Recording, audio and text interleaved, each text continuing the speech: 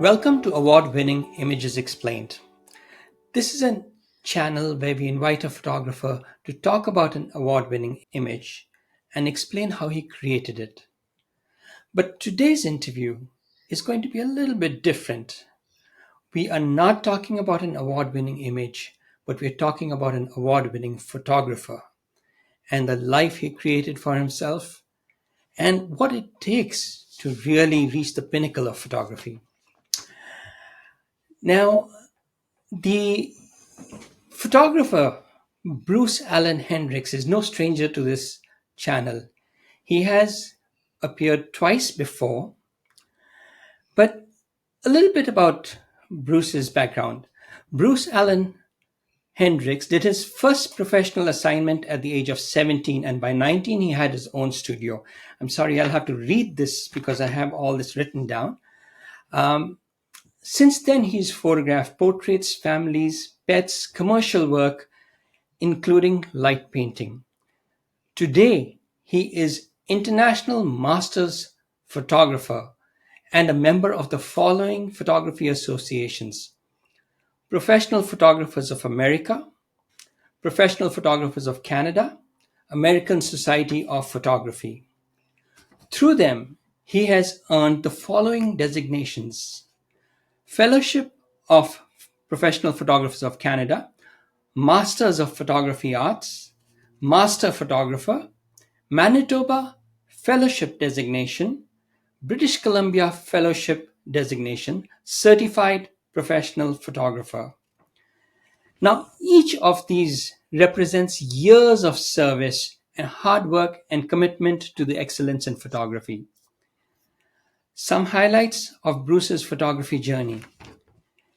He is the sixth person alive and eighth in history to be honored with the honor of Fellowship of Professional Photographers of Canada. He's the youngest and the 16th in history to be honored with the Yusuf Krash Lifetime Achievement Award for Photographic Excellence, the youngest Manitobian in history to be honored with the title of Master of Photography Arts from the Professional Photographers of Canada, the first Manitobian ever to be certified by Professional Photographers of America, as well as their first Canadian liaison, the second Manitobian ever to be awarded the Master of Photography degrees from the Professional Photographers of America. And as if that was not enough, he is a nationally qualified judge, an internationally published writer, a lecturer, and an educator. Now, all these achievements did not come without its share of struggles and victories. And just as it seemed that this juggernaut was unstoppable, fate threw a spanner in the works. Recently, Bruce was diagnosed with stage 4 pancreatic cancer. Today, he fights a new kind of fight, and I'm so fortunate and grateful that he still found the time to spare to share with the photography community his perspectives today. Welcome, Bruce, and thank you for your valuable time. You're welcome, and thank you. You and your channel have always been very good to me, inviting me back twice. My understanding, I think I'm still the first person who's been interviewed twice before on That's right. on this channel, and thank you for appreciating my work. Yes. Thank you for being a friend and everything you've done. Well, you also mentioned that you'll be back a third time, and here you are. Yeah, Well, not necessarily the way I wanted to be, but well, well, I'll skip again, all the parts where how you got started with photography and what the inspirations were, because anybody who wants to know that can go back to the other two videos, which I highly recommend after this video to check out. But I'll get to the basic question so I don't take too much of Bruce's time.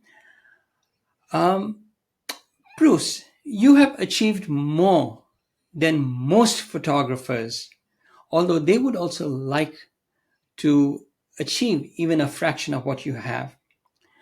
What separated you from the rest? What inspired you to keep at it I'm sure it wasn't easy, but what was your driving force? No, it wasn't easy. Put my head down and do it. And if I failed, try to do it better next time.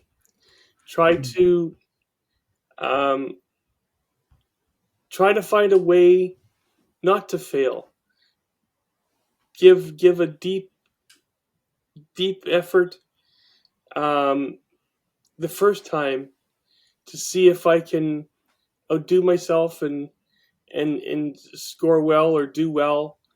Um, Maybe I have a bit of a perfectionism in me, but on the same token, I can think of images that I've done that have scored horrendously.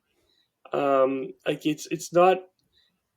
I don't feel that I was born with any in-depth talent, skill, ability of any sort.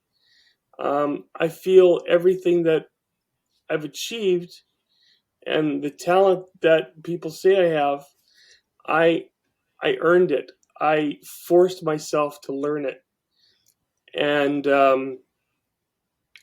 the more you dedicate yourself to a craft, be it whatever, and the more effort that you put into it, the better you're going to be. And don't sell yourself short. Now, are there any specific projects or events that you're particularly proud of and you'd like to share? Well, I was thinking even yesterday. Mhm. Um, Definitely, my late painting stuff is my newest and most. It's my baby kind of thing. These are the ones that excite me the most, and because it's different, it the quality of light and the play of light and shadow really come into effect. And the only way to do it is using light painting. Um, and I find it fascinating. And then when I think back to, I mean, there's several light paintings that I really, really like, but I think the F1 104 Starfighter um, is probably the image that I'm most proud of. Mhm. Um, a because it's a totally different subject. It's not something that most photographers have a chance to photograph at any point in their career. Mine was decommissioned and was sort of from a museum, but the way I was able to light it, the way I was able to make it look, it's just so much different than anything else I've ever done. Plus the fact that it's done so well for me internationally that I think that has to be the one that stands out for me. It's funny, I didn't it didn't win top commercial award in Canada. A Ducati motorcycle beat it out, but in reality, that that airplane image holds a special place. Yes, that is a special image, and that also um, helped you represent Canada in the World Cup. And I've got a full interview that I did, that Bruce did here. I'll put a link to that. Make sure after this you check it out. It is where he goes step by step as to how he created that amazing image. Bruce, what do you feel? What do you hope your legacy would be in this photography world? I'm going to go two steps on that, or three. Hmm. My photography career is over as of now. Um, I don't have the strength, I don't have the stamina, I don't have the breath to photograph. It's done. I'm trying to get the energy to try to complete some work on the computer. I'm I've just made some arrangements with some friends of mine, both American and Canadian, to do some artwork for me, simply because I don't know if I have the time or the stamina or the energy to do it.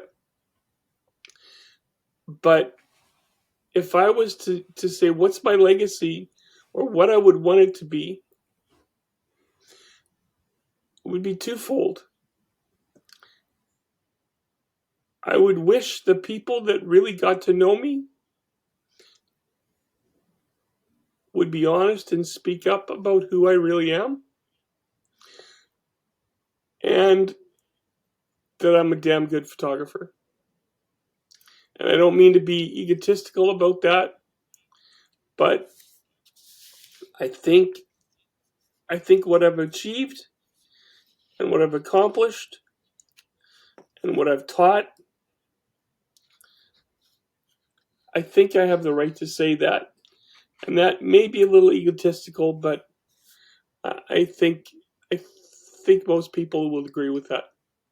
I totally agree. You are not only a damn good photographer, you are also a damn good photography judge. I've seen you sit on panels and judge photography contests, and you make one hell of a judge. Thank you. Now, there are so many people that you have mentored, so many photographers that look up to you. If you had a chance, what would you like to tell the photography world and your friends? In regards to their work, I would ask them to, if there's a way to not be fearful and not be too heavy handed, judgmental on their own work, not stop desperately trying to improve, but understand that it's a process. And as long as next year you can look back and say, hey, I feel I've improved from a year ago. That's progress, and that's important. You might not always see it from day to day. You might regress from day to day, um, because of whatever the circumstances are. But as long as you're doing at least two steps forward, one step back, you're making progress. Um, that's the important part. I've seen, I've gone to seminars and I've gone to photographic schools that last a week long power trip, power course, and I think back of one particular person. I don't know his name. I don't even know where he's from. He was American, and this was in the days of film, and he was shooting an RB-67, which is the equivalent of a Sherman tank. The thing weighs a tremendous amount. Hand holding it is almost impossible, and he wanted to photograph what the instructor was doing. So it's, if he intended to or not, but he ended up making a big show of setting up the tripod, setting up the camera, blah blah blah, getting it all set up for him to photograph this technique that the speaker was showing. And somehow, some way, later on, he he mentioned that he first wanted to focus on the camera, knowing the camera. Then he wanted to focus on the skill and the art and the creativeness of the camera, and it's you can't do that. Um, you got to know the camera enough to the point where you can take a decent exposure, but at that point, you really have to start creating, putting the effort into um, your skill set and what your talent, what your vision is, and then they have to grow together. I mean, it was 25 years into my career when somebody exposed me to back button focus on my DSLR. Well, it was a it was a digital camera, but yeah. Um, and at first, it drove me nuts. I dropped it, and then a few months later, I came back at it, and then I realized how much better my final images were because I used that technique. It allowed me to focus right through an image rather than stop focusing and possibly move. So I would get sharper images. Um, I would be if I was photographing weddings anymore, which I might have been at that time. I could quickly change around from 180 degrees from photographing the bride to photographing the dad coming down the stairs, or vice versa. And I didn't have to stop and fiddle with my camera. Yeah. I learned in that case. I learned how to make the camera more useful for me. Um, but making the camera more useful for you is irrelevant if you don't have the skill set and the talent to to to know how to use it in a creative way. Now, I don't want to, drain you too much. I have not done extensive questionnaires, and in fact, it's almost impossible for me to put myself in your position.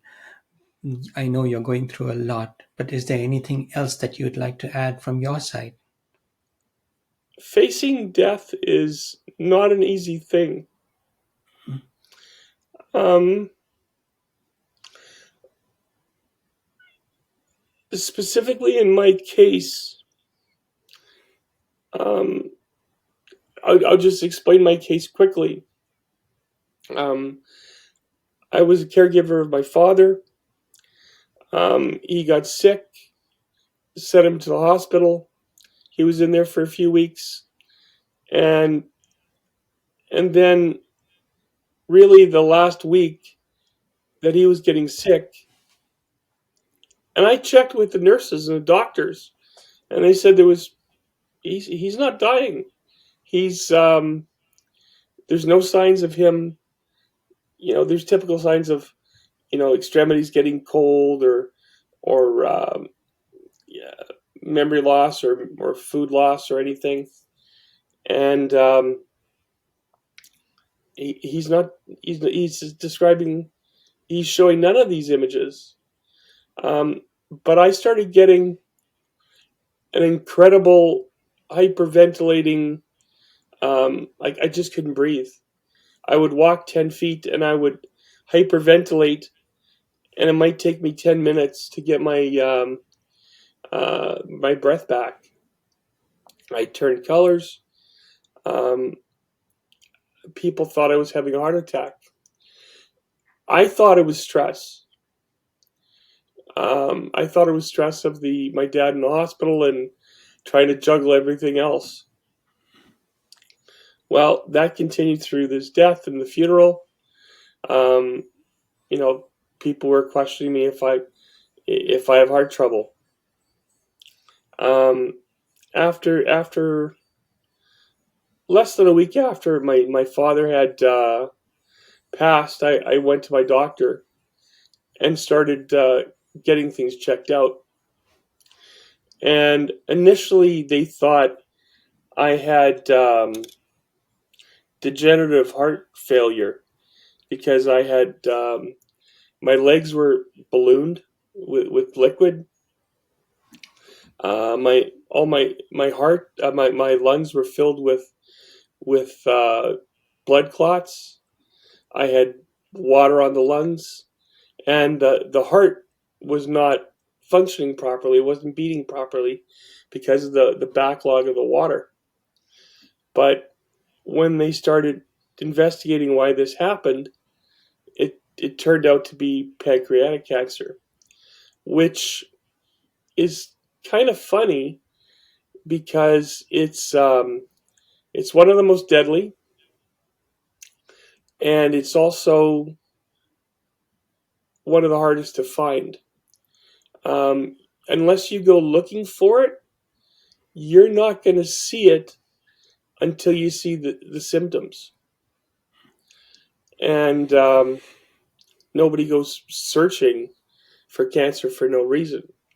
Yeah. So basically, when you're discovered with it, you're typically given a date range. And I was given between 4 and 6 months from the start of the symptoms. Um, at this point, a month later, I should be down to be 3 to 6 months. Um, you know, everybody is. A lot of my friends are talking about chemo and do what you can and fight it to the end. But this is supposed to be one of the most painful cancers there is. And when they told me if I did take the chemo, I'd be lucky enough if I got 3 times the range. So, 12 to 18 months. But right now, I I'm short of breath. Just before this meeting, I had a meeting with the palliative care nurse, and um, we're talking about drugs that are going to help me breathe. And I'm on oxygen. I got a 50-foot tether. Um, I went from a 53-year-old man to a 93-year-old man in 5 weeks, and that's as funny as that is. That's freaky. Um, and if I was to consider taking chemotherapy, how many months of pain through the therapy am I going to take, and for what gain? And I tried to look at it um, mathematically. You know, um, effort out versus gain returned, and I don't see it as being a smart investment. Um, Canada is one of 3 countries in the world that has authorized euthanasia. My plan is to continue with palliative care to the end, but I'm also getting all my paperwork done and all the research and the interviews done for it's called MAID, Medical Assistance in Suicide. So if it gets to be too bad, if I can't handle the pain, if I can't handle living under those conditions, I have an out. Um, and that freaks some people out. But if you talk to people whose family members have made that choice, you realize that it's not a taboo thing. It's we do this to animals. We do this to pets that we love dearly. When I had a cat that I loved to death, and I found out that he was full of tumors, I told the vet, okay, I'm going to do everything I can to keep him alive and healthy. It's your job to tell me when I'm going too far, when I'm starting to push the boundaries and make him suffer. And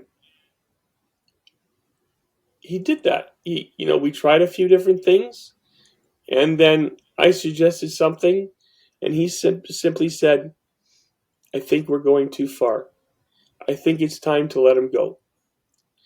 And I think more people have to understand that humans deserve that right too. I may never use the medical assisted suicide. I may never use it at all. But if I can change one person's opinion of it, I would strongly advise them to look at it differently and think about the compassion and think about the fairness. It's one thing to say, I don't want you to die because I love you and I care about you.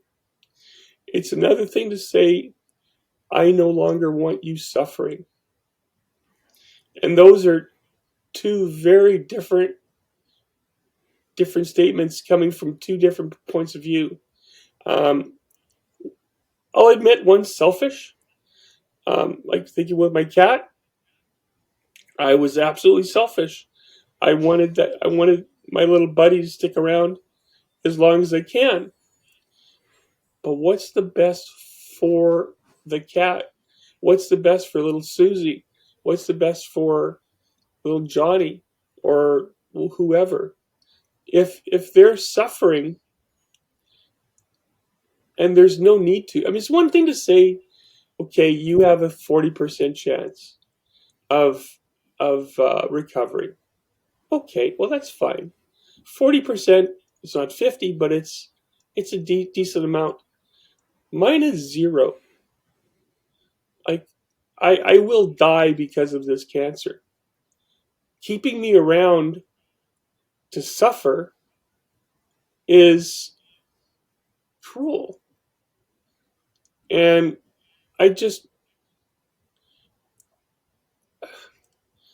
people think of cancer as this one giant disease, but it's 1,000 different diseases. It's your own body, your your own DNA screwing up. I mean, when you're talking about duplicating your body and your DNA every single day, mistakes will happen. And the immune system catches 99.9% of them, but nothing's perfect. And if you can't catch it early enough, be gracious enough to admit that, hey, it's happened, it's a mistake. Let this person out of their misery. Right. Now, Bruce, I know that this was not easy for you to come on camera, talk like this.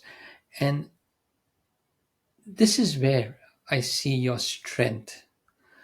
I want to thank you from the bottom of my heart for taking the time to come on, share your thoughts.